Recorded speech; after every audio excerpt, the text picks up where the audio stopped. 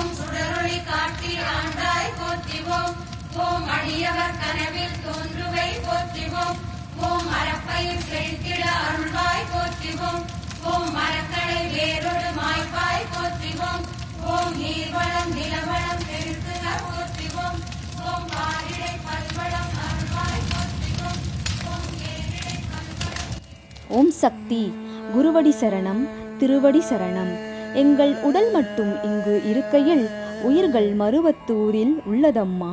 உன்னை காணாது எங்கள் மனம் புண்பட்டு போனதம்மா. கொரோனா என்ற கிருமியால் தள்ளாடி நிற்கின்றோம்.